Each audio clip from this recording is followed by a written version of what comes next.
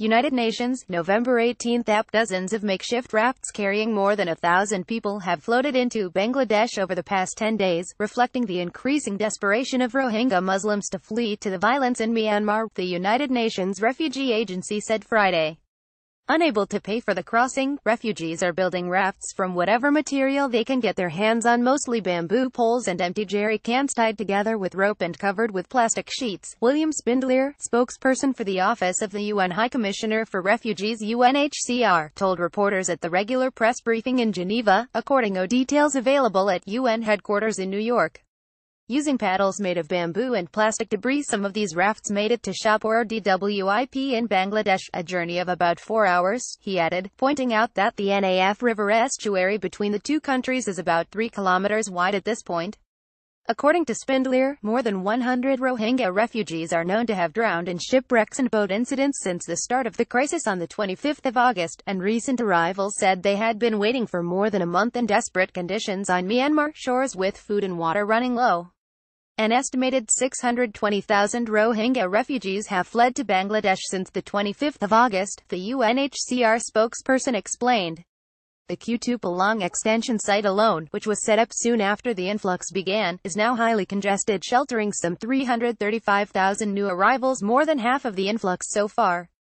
Citing UN Habitat data that Dhaka's population density is 44,500 people per square kilometer, UNHCR said 13 out of 20 blocks in the Kutupalong extension area are more densely populated than parts of the Bangladesh capital city, with an area known as Block CC sheltering more than 95,000 people per square kilometer.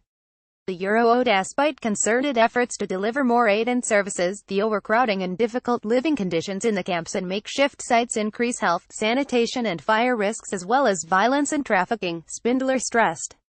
Additional land and more space for shelters and infrastructure are needed urgently to provide life-saving services and aid, including water points, latrines and spaces for women and girls. As high population density also escalates risks, particularly for UAL and gender-based violence (SGBV), UNHCR is engaging all segments of the refugee communities to raise awareness. Together with our partners, we are working to put in place referral pathways for women, survivors of SGBV, as well as safe spaces for women and girls, Spindler said. Meanwhile, the UN International Organization for IOM is using solar energy to power its health posts in Kutupalong and Balukhali makeshift settlements now home to an estimated 440,000 Rohingya refugees.